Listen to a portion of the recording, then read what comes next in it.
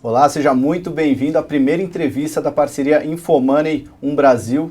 Eu sou o Thiago Salomão, vou apresentar essa entrevista junto com Humberto Dantas. A gente lançou essa parceria Infomoney Brasil lá em setembro. Para quem lembra, a gente já colocou várias entrevistas da Brasil no nosso canal da Infomoney. Toda quarta-feira, 2 da tarde, entra uma entrevista gravada. E já naquele lançamento a gente falou que ia fazer uma entrevista ao vivo. Demorou um pouquinho, mas a gente chegou com um convidado ilustre para fazer esse programa de estreia. Tenho certeza que vai ficar muito legal. Primeiramente, apresentar nosso convidado, Mansueto Facundo de Almeida Júnior. Ele que é secretário de Acompanhamento Econômico do Ministério da Fazenda e recentemente lançou um livro junto com o Felipe Salto, o livro Finanças Públicas, a Contabilidade Criativa ao Resgate da Credibilidade. Vamos falar de PEC, vamos falar de Previdência, vamos falar da dificuldade em aprovar medidas econômicas enfrentando um sistema político que é preciso ser convencido de que as reformas precisam chegar. Por isso mesmo que a presença do mestre Humberto Dantas aqui para falar de política é muito bem-vinda para trazer todo esse debate para vocês que estão nos acompanhando agora ao vivo. São 1h45 mais ou menos do dia 17 de outubro. Para quem está vendo a gravação, acredito que o tema ainda vai valer por muito tempo, porque PEC e Previdência deve dar muito barulho ainda no mercado, na política e na economia nos próximos meses, semanas e talvez até o final dessa gestão do Michel Temer. Bom, primeiramente, deixa eu dar as boas-vindas para o Humberto Dantas. Primeira entrevista de muitas, né, Dantas? A gente espera, claro que sim, né? Fico muito feliz de estar aqui. E tocando num assunto absolutamente essencial, fundamental e principalmente com uma pessoa que tem uma responsabilidade aí das mais expressivas em relação à nossa área econômica nacional, podendo trocar um pouco dessas informações que eu acho que são fundamentais para os nossos amigos que estão nos assistindo. Legal. Bom, Mansueto, vou começar primeiro falando um pouco da PEC, não tinha como não ser, né? Acho que a gente até, quando eu montei a entrevista, eu pensei em falar muito da Previdência, porque a PEC já teria andado, mas a repercussão tem sido tamanha, né, nas redes sociais, muitos economistas e pseudo-economistas aparecendo para dar opinião. Eu acho que é muito importante trazer esse debate, né? A PEC foi tida como a primeira vitória do Michel Temer e o condicionante fundamental para a gente sair dessa crise de longo prazo, né? Mas dois temas têm gerado muita polêmica, né? O primeiro, o prazo de 20 anos. Se realmente é sustentável e é necessário um prazo tão longo. E o segundo, a questão dos gastos com saúde e educação. Como de fato eles vão ser afetados? Há um motivo para tanta preocupação com esses dois temas? Eu acho que não há nenhum motivo de preocupação com os dois temas. Vamos primeiro começar com o prazo, né? Na verdade, a PEC 241, que a gente chama do novo regime fiscal, o prazo é 20 anos, mas na verdade a regra de crescimento real zero da despesa primária do governo central é por 10 anos. Então, na verdade, por 10 anos, a despesa primária terá um crescimento real zero.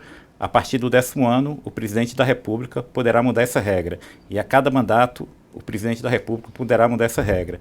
Então, por exemplo, a partir do 11º ano, o presidente da República pode falar o seguinte: não, a regra daqui para frente é a despesa primária do governo central poderá crescer em termos reais até 3% ao ano, até 5% ao ano, até 6%, ninguém sabe qual será a regra, mas a partir do 10º ano ela pode mudar. Então quem fala que na verdade o governo está congelando o gasto público 20 anos, isso não é verdade, porque a regra ela é dividida em duas partes. Nos primeiros 10 anos, crescimento real zero da despesa pública, a partir do 10º ano, o governo pode mudar a regra. Qual será a regra? Ninguém sabe, porque ninguém sabe ainda qual será o presidente daqui a 10 anos. Então, esse é o primeiro ponto. O segundo ponto, saúde e educação. Há uma preocupação legítima da sociedade em relação ao recurso de saúde e educação. Vamos começar primeiro com o recurso de saúde, tá? No caso da saúde, a regra em vigor atual fala o seguinte, que o governo, no ano de 2016, deveria gastar com saúde 13,2% da receita corrente líquida. E no ano que vem, 13,7% da receita corrente líquida até atingir 15% da receita corrente líquida em 2020. O que a PEC 241 está fazendo é antecipar essa vinculação maior já para o ano que vem. Pela regra atual, que o governo federal deveria gastar com saúde 13,7% da receita corrente líquida, o governo deveria gastar, próximo ano, algo como 93 bilhões de reais com saúde. com esse aumento do piso para 15% da receita corrente líquida, essa conta aumenta em pelo menos 10 bilhões de reais. Então o piso vai para perto de 114 bilhões de reais. 113 bilhões é alguma coisa, perto de 114. Então você aumentou o piso em 10 bilhões e a partir de 2018 a regra para a saúde passa a ser esse piso maior, corrigido pela inflação. Então a saúde não está perdendo dinheiro algum, ao contrário, está ganhando porque está se antecipando a uma vinculação maior. No caso da educação, vale a pena a gente olhar os números. Eu tenho escutado críticas falando o seguinte: a PEC pode pegar recursos que são necessários para aumentar as matrículas na educação básica, a PEC pode prejudicar o FIES, a PEC pode prejudicar o ProUni. Tudo isso está errado, tudo isso está completamente errado. Por quê? Porque essa educação, a gente está falando de gasto que é de município, estado e governo federal. A PEC, ela só pega o gasto de educação do governo federal e ainda mais uma parcela desse gasto. O Brasil gasta com educação por ano mais ou menos 6% do PIB, que dá mais ou menos 370 bilhões de reais.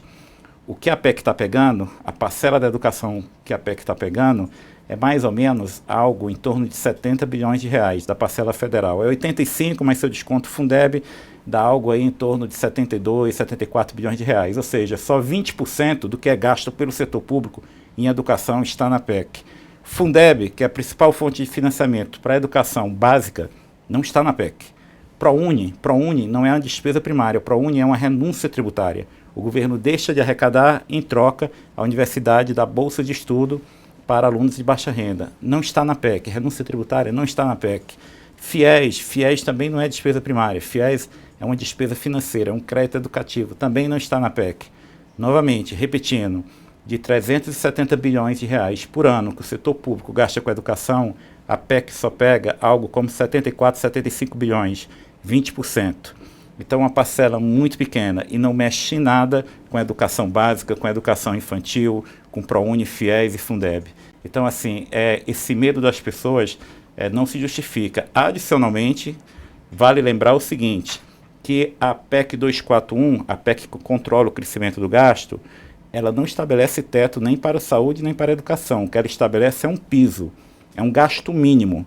Caberá a nós, como sociedade, decidir quanto a mais nós queremos gastar com saúde e educação. E eu espero que esse debate ocorra daqui para frente de forma muito transparente e que nossos representantes no Congresso façam essa opção de gastar mais com saúde e educação muito acima do piso. Novamente, a PEC, ela fixa o piso, não o teto.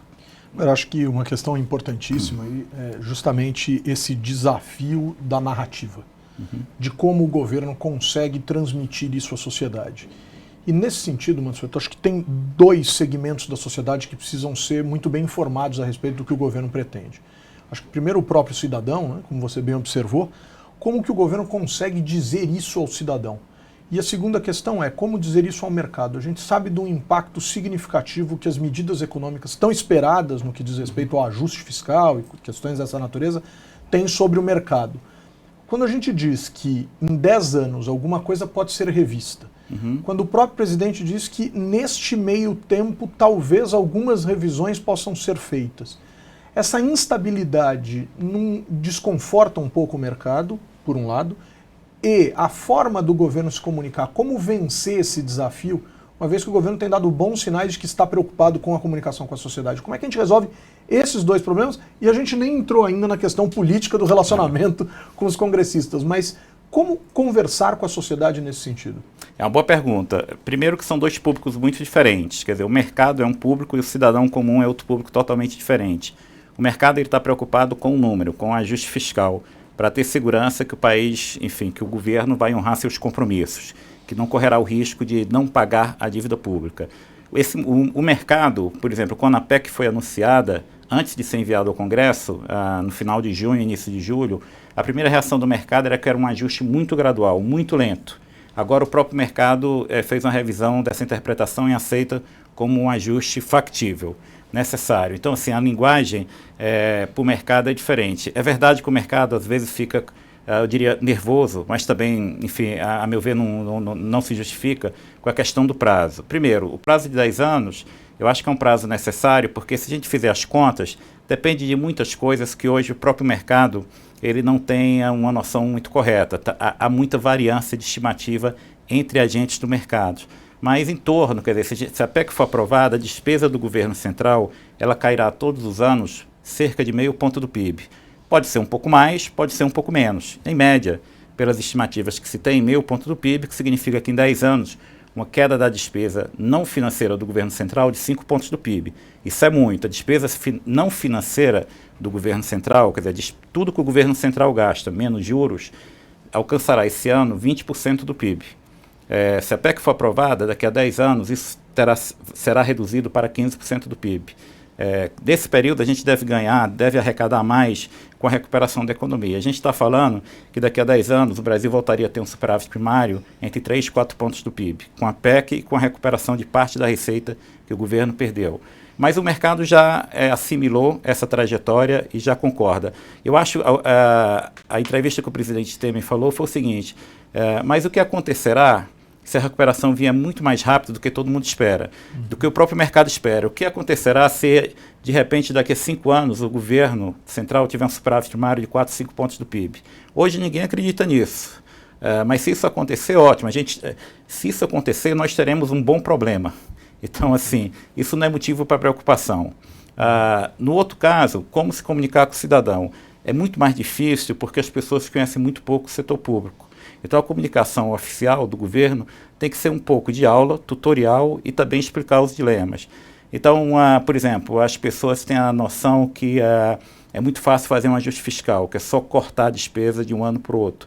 Isso não é verdade, porque nosso grande problema em termos de gasto público, é verdade que tem muita coisa para cortar que já vem sendo cortada, mas o gasto público do Brasil, o gasto do governo central, ele cresce quase que continuamente desde o início dos anos 90. Nenhum presidente do Brasil, quando terminou seu mandato, desde o início dos anos 90, ele conseguiu reduzir a despesa pública. Ele deixou para trás uma despesa pública maior, o que mostra que há um componente estrutural do crescimento do gasto. Então a gente tem que explicar isso para a sociedade de uma forma muito clara, mostrar os dilemas, etc. Porque o que não existe é o seguinte, não adianta a gente colocar na lei que o governo vai gastar tantos bilhões em construção de estrada, tantos bilhões em ciência e tecnologia, etc., se o governo não tem o dinheiro.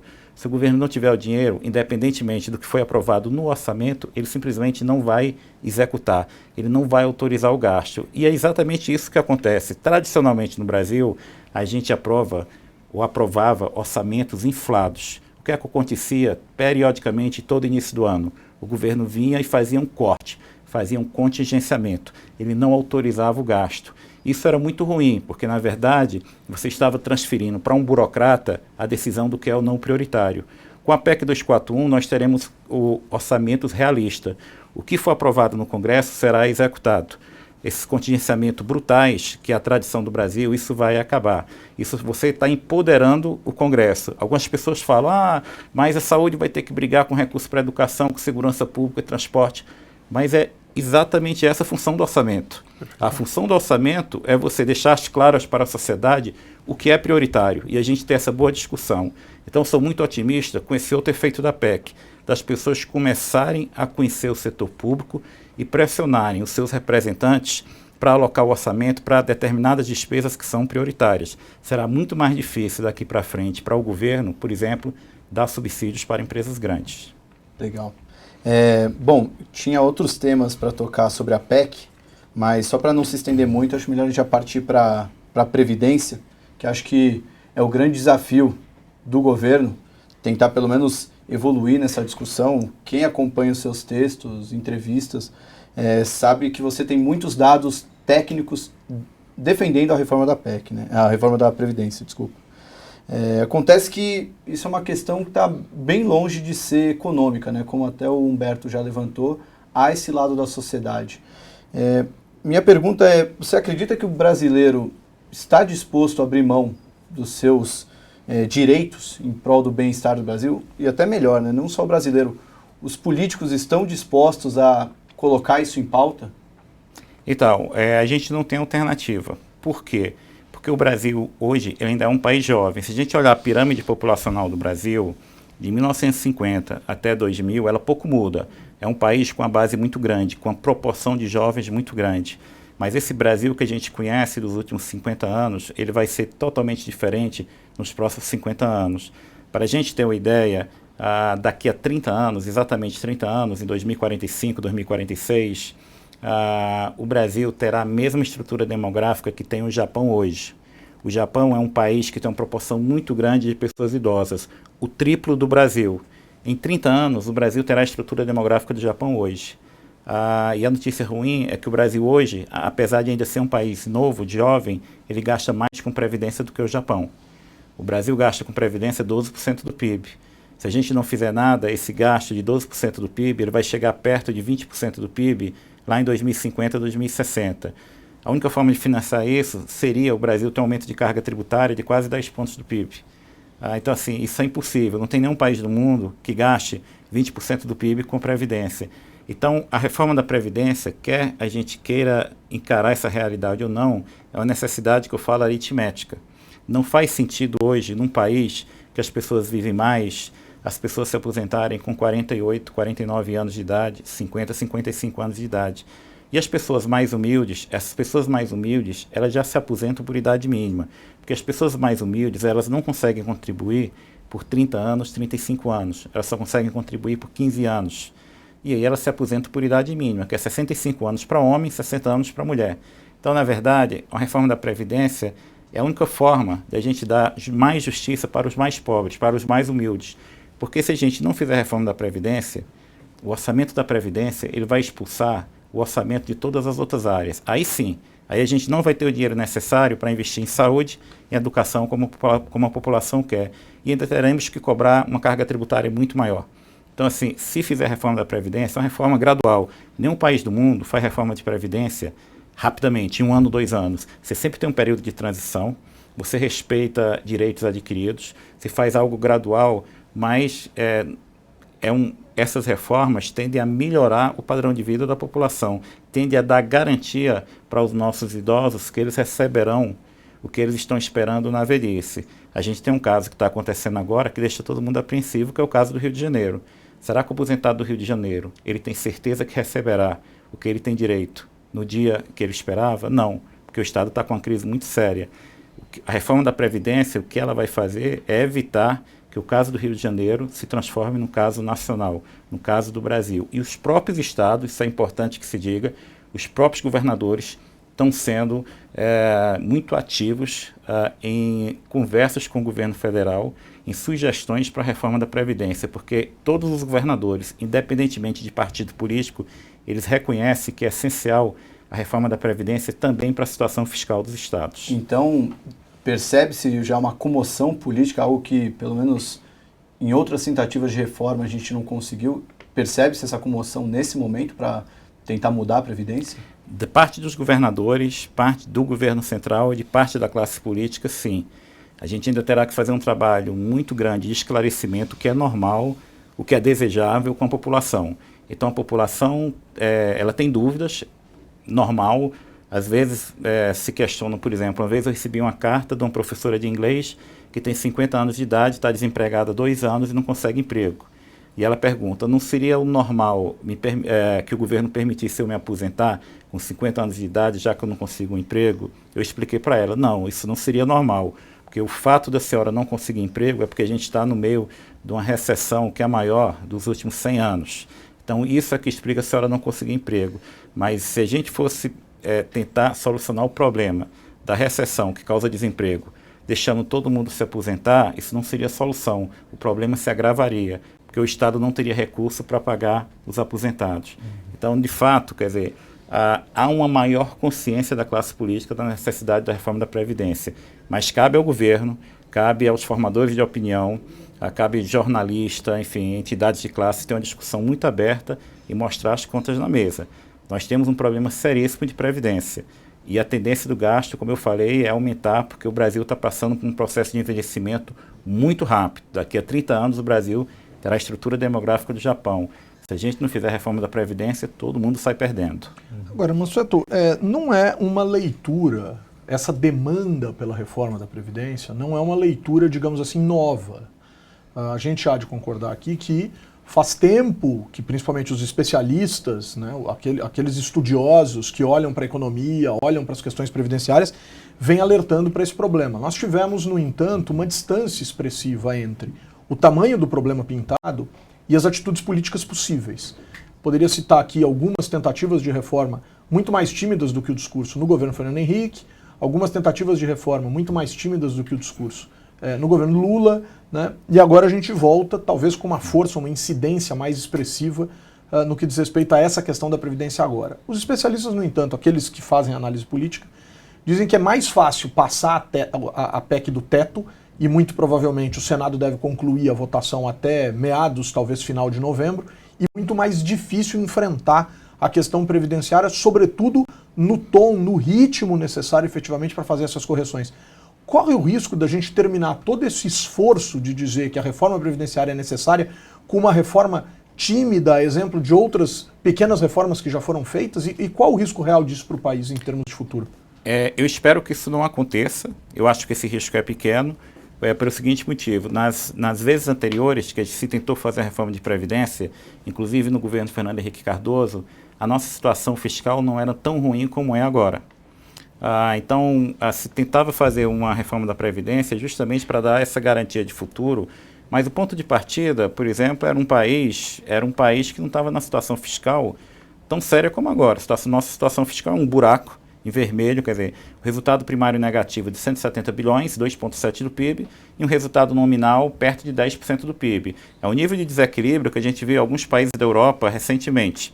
Então, é uma situação muito séria. Então, o fato da situação estar tão ruim, meio que ajuda a formar uma coalizão pró-reformas. E aí a nossa esperança de aprovar a reforma de Previdência. O que acontecerá se essa reforma não for aprovada? Eu acredito que será.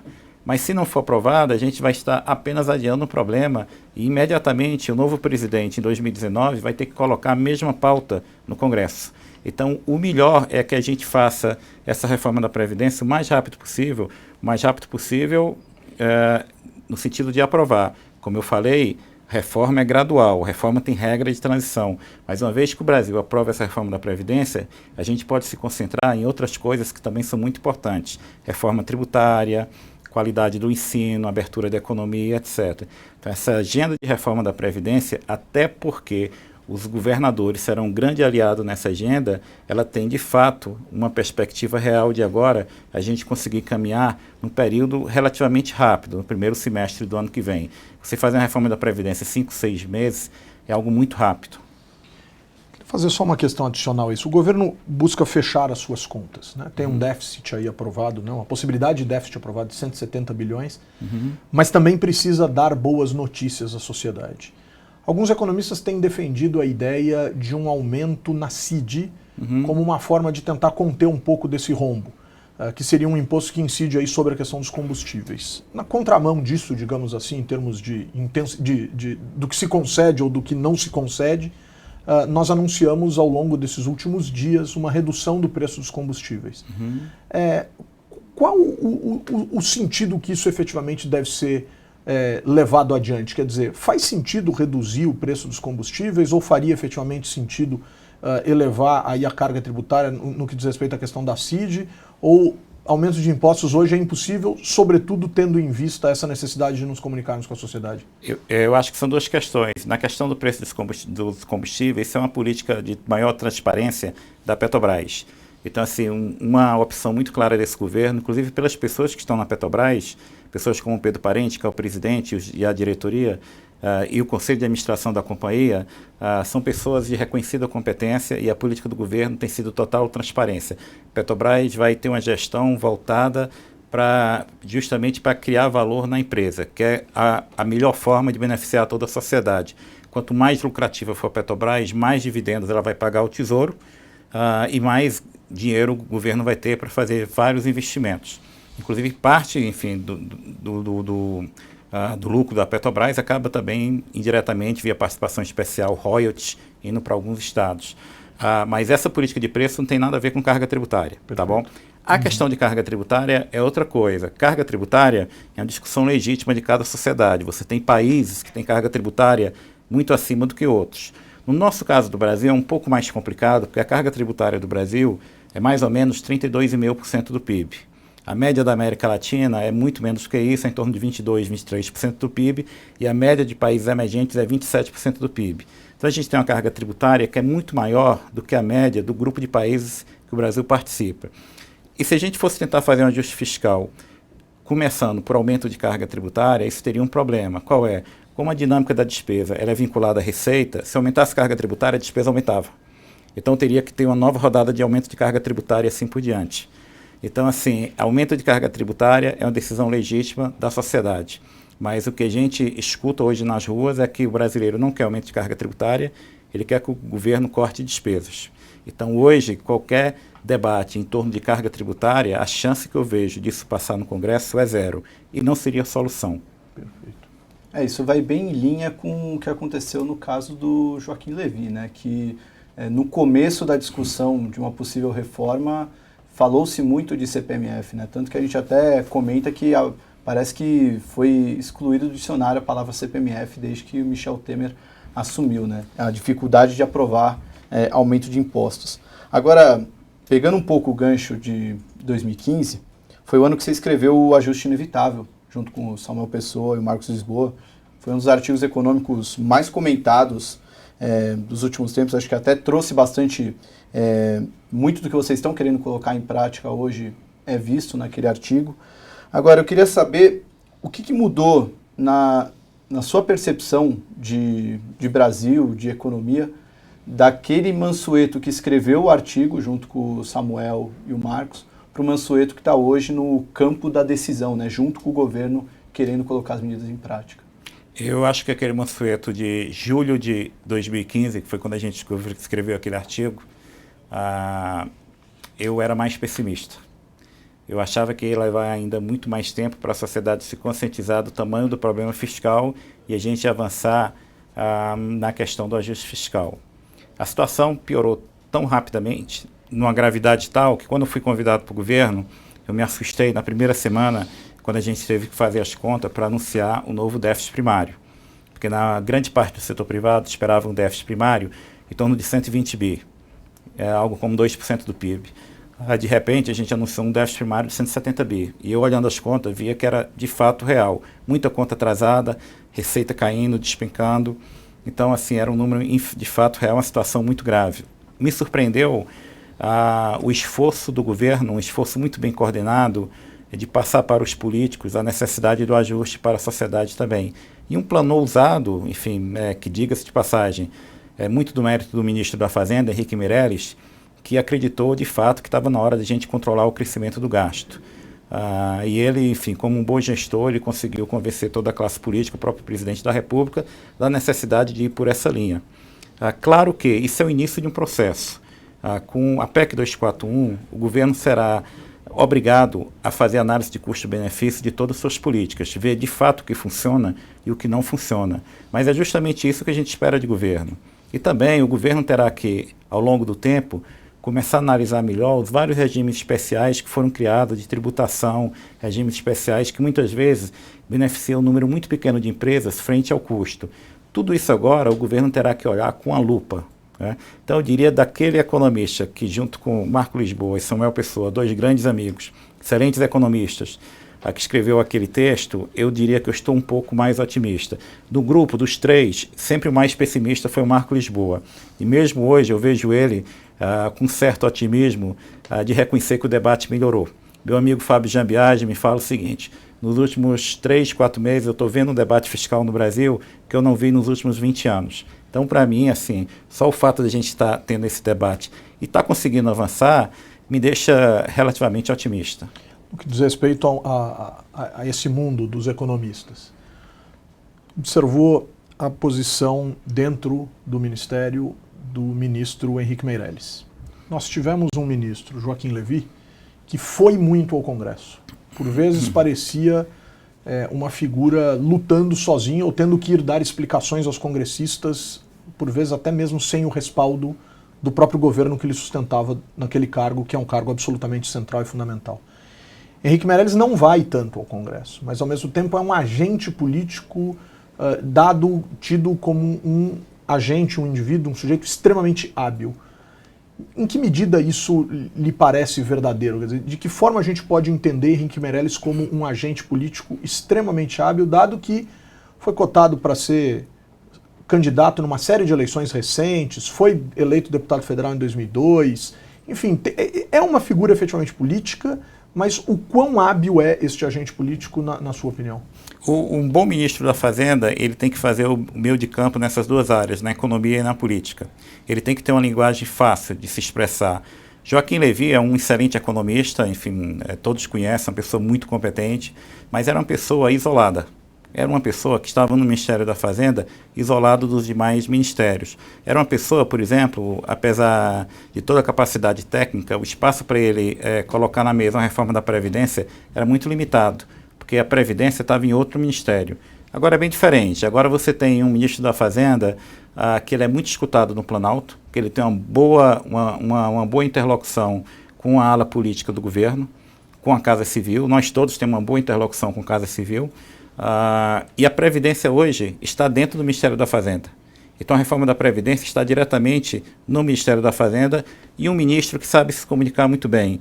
Um ministro que ele antecipa movimentos. Quando houve dúvidas da constitucionalidade da PEC, o que o ministro da Fazenda fez, Henrique Meirelles, foi marcar uma reunião com todos os presidentes do STF, STJ, do TST, para explicar a PEC.